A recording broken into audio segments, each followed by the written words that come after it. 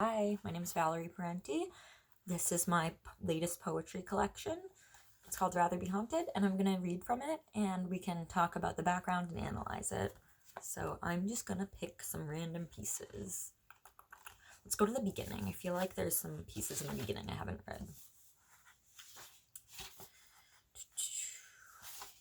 None of this is scripted. I'm just telling you off the top of my head how I feel looking at this.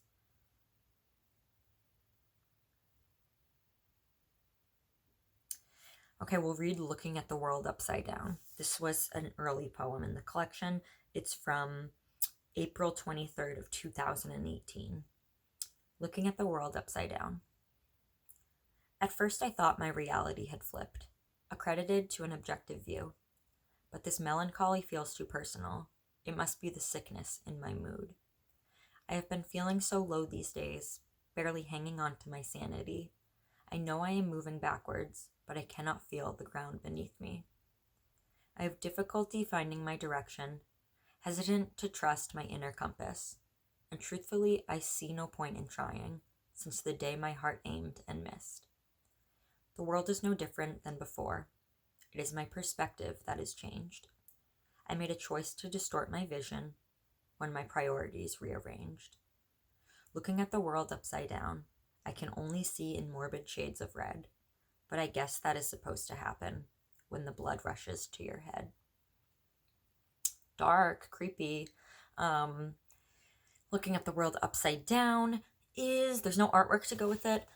There was artwork that went with it on my website when I published it. It was a watercolor piece, and it's not in the book because I kept with the theme of only doing mannequin art for all the pieces, the poems that had a drawing to go with it. They were all mannequin art, so I didn't include the watercolor in this. But it was a watercolor girl hanging from a hoop, like a circus hoop, upside down. And Looking at the World Upside Down is about April 2018. That was a weird time frame.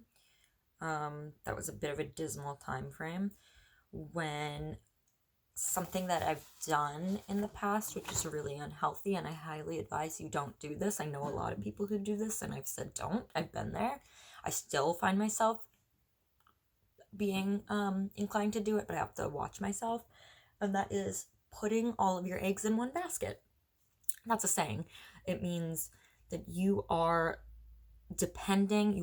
making your happiness, your cure for your pain relies on one specific thing potentially happening. And then when it doesn't happen, when it doesn't transpire as you daydreamed it would, and actually dreamed at night that it would, it shatters your whole worldview, and you feel like you're looking at the world completely backwards, upside down in this case. Do not depend on one specific thing to be the deal breaker of your happiness, especially if it's a person, because people change and people have the right to change, and people are not obligated to live for you. As much as you feel that you're doing that for them, it doesn't have to be reciprocated, and you're going to be in a lot of pain. So you can love people, you can have friends, you can really appreciate what you have, but don't rely on people. Don't rely on anything outside of yourself. You're the only thing you can control. It's very unhealthy to think you can control anything else.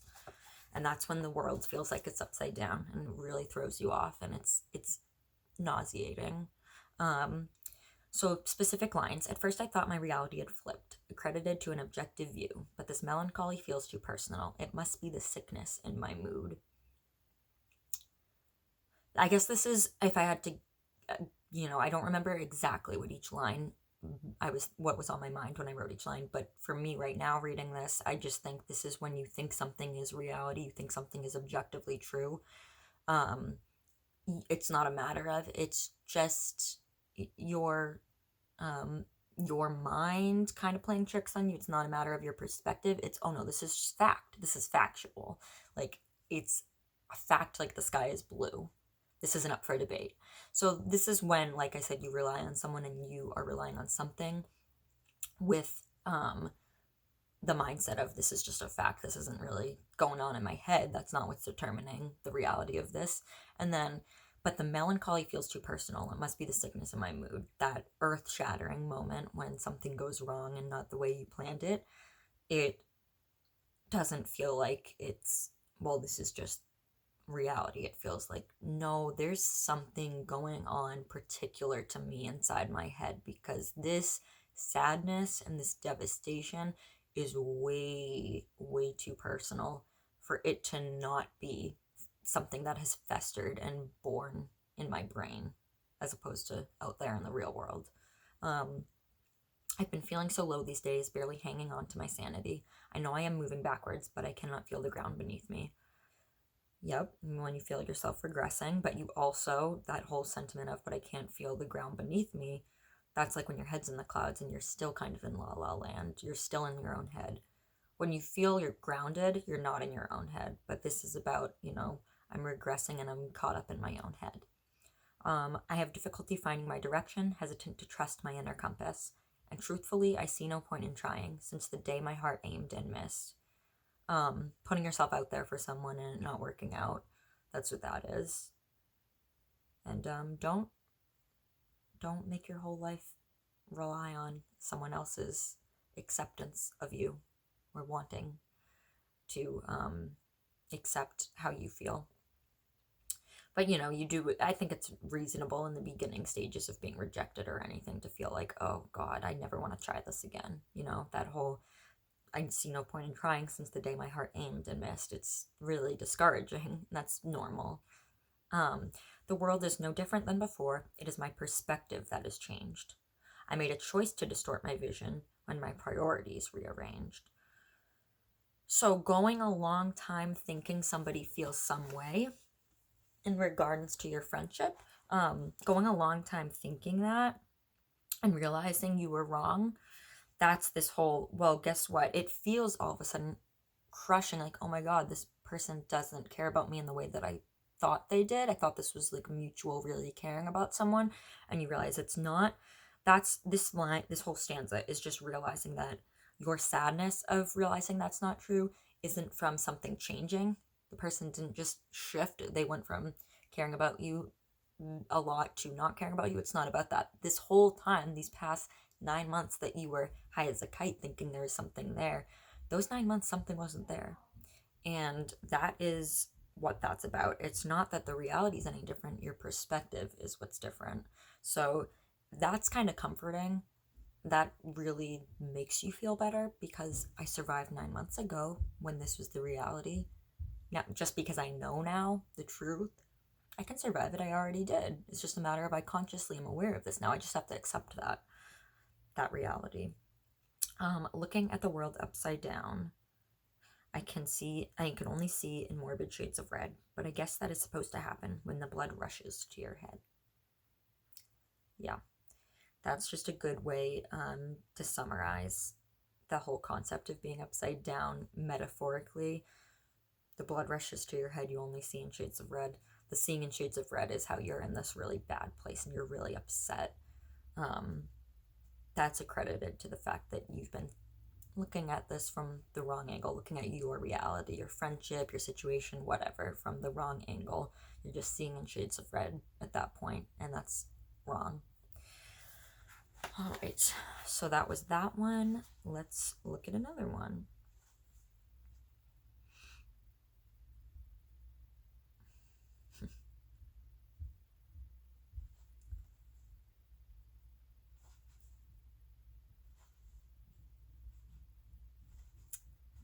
All right, what else can we do?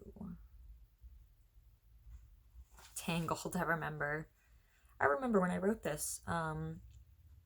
Pretty sure this was the day my car battery would not turn on. I was writing in my car. I was writing Tangled in my car at a beautiful little meadow that I really liked to drive to. And my car just didn't want to turn on at the end of it. And I freaked out because my phone was actually about to die. My phone was about to die. So I was screwed. I did have a friend who lived nearby, but I was like, great, I'm going to have to walk. It wasn't like that down the street. Like the main road was pretty busy. It wouldn't have been safe. Anywho, let's get on with it. Tangled. On May 31st of 2019. Tangled. All these tangled thoughts have one common thread, twisted in a pattern I've memorized in my head, stringing me along with so much time spent, leaving me weak and worn, frayed and torn to shreds. So much pretty yarn, it tells me where I've been, but it's nobody's concern when I tie up the loose ends. I wonder how long until someone notices I've been weaving my words, hoping that they'll be read. This is about two things. It's interesting how multiple sentiments in your life can, like, you think they're two totally separate phenomena in your life, but they kind of have the same common thread. They have the same theme to them. The two themes here is wanting my work to be read. That was something that haunted me all the time, and it still haunts me because I really, really want my work to be read, and I'm having a hard time getting it out there. It's not a matter of writing the work that's hard, it's just getting it seen. So the two themes going on in this was getting my work seen and getting my feelings noticed. Sorry, I just gave the middle finger. I have really bad OCD where I freak out if I give the middle finger. I think it's like a horrible omen. I'm going to bring bad things upon me. So I apologize to the heavens above for just doing the middle finger. Anywho, Tangled is about wanting to be seen for my work and wanting to be seen for the feelings I have in personal relationships. So it's interesting that both those things were intertwined. Good reason why it's called Tangled. So let's go to these lines. All these tangled thoughts have one common thread, like I just said, twisted in a pattern I've memorized in my head. Interesting when tangled thoughts actually aren't just a big knotted mess. They're actually meticulous and have a rhyme and reason to them. That's the twisted in a pattern. My thoughts, I have OCD. I'm very crazy. I'm twisted up there in many ways, but it's twisted in a pattern. There's a rhyme and a reason, and I talk about this a lot. I talked about this actually in my poem Order and Disorder from The Artist, the Muse in my last video. This is the same. That line is the same sentiment of there is a rhyme and there is a reason to this crazy warped rule that I have in my head, and this out there thought, the things that I'm desiring, the ways that I'm going about that, the things that I'm afraid of, like doing my middle finger. There is a rhyme and a reason behind it. It's just to other people it doesn't seem like it is. Hello, there we go. So I am twisted in the head in many ways, but there's a pattern in that twisted. It's more complicated than you think. Stringing me along with so much time spent, leaving me weak and worn, frayed and torn to shreds. Still using the metaphor of a string here as me and my mind, but stringing me along with so much time spent, that's just going on and on with anything in life, and you feel like you're being strung along. It's always the same thing. You're constantly working towards something, and people are telling you it's going to happen, giving you the hope, and it's just not happening. So stringing me along is that hope. The feeling of hope is stringing you along. I'm not saying like particular people, but it's just a sentiment. So stringing me along with so much time spent, leaving me weak and worn, frayed and torn to shreds. Yeah, it's exhausting. Time goes on. You're still hoping and hoping and hoping and hoping people read and working on your writing and blah, blah, blah, blah, blah. It's just exhausting, and it makes you feel frayed and torn to shreds, weak and worn. So much pretty yarn. It tells me where I've been. But it's nobody's concern when I tie up the loose ends. It's when you try to kind of come to a conclusion on your own, and you're like, okay, so nobody else is helping me finalize this in my life. Not that it's anyone else's duty, but I'm frustrated because we're social creatures and I want help. So nobody else is helping me with this beautiful, sounds conceited, but the mind that I have, this beautiful mind that I have in some ways. Nobody else is seeing it. Nobody else is appreciating it. So it's nobody's concern when I just take matters into my own hands and tie up the loose ends and come to conclusions, basically. Well, you're leaving me in the dark. This is a weird gray area that's been going on. Time has been going on where I feel like I'm in limbo. I'm just going to come to a conclusion. I'm just going to tie up the loose ends. And it's nobody else's concern. That's just what I'm doing. And then that leads to, I wonder how long until someone notices I've been weaving my words, hoping that they'll be read. So that's really just, you're done. You tied up the loose ends. I came to this conclusion. This is the reality, because nobody else is giving me a definitive result, like resolution, basically. I'm not getting my work done, published by a major publisher. Nobody is giving me a clear answer of how they feel regarding me in their life. So I guess I wonder how long until someone notices. I don't know if anyone's going to notice, but I'm just going to continue to make an art out of it. I've been weaving my words, hoping they'll be read. I'm just going to continue making my art and hoping that it's seen, hoping that my feelings get recognized, hoping that everything is validated. And yeah, leave it at that. So that's what Tangled is. It's interesting that it's like not just about the literal. I hope people read my work. It's also about personal relationships of wanting things to be validated and laid out, you know, instead of strung along and it's confusing and I have to come to my own conclusions and tie up the loose ends and continue to make pretty patterns out of my craziness, continue to make pretty words. Yeah. That's what that's about, Tangled. And then let's read one more. What time are we at? 16. Making good time. Got some ones about death here. I've read Paw Prints before. Dear Abby. That one's tough.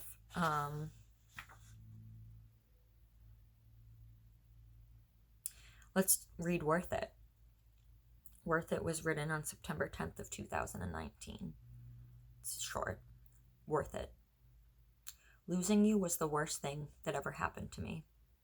But that's only because having you was the best thing that ever happened to me. And this was about literal loss regarding death. But in my life now, I'm looking at it and I feel this feels like it applies to friendships that dissolve too. And at the end of the day, these things are gone for whatever reason, whether it's my own fault or it's just the nature of existing, which is that people will pass or people will move on, things like that. At the end of the day, the best way I can summarize these lost relationships is, well, it was worth it. And that's why I like that the title is called Worth It, because it is positive. And this whole sentiment of losing you was the worst thing that ever happened to me. But that's only because having you was the best thing that ever happened to me. I'm getting more emotional than I thought I would.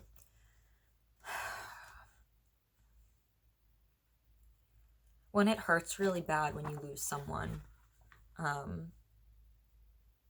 I've realized, and this has been comforting to me, that the relationships that are gone that hurt so bad, it hurts so bad because it was so good at one point.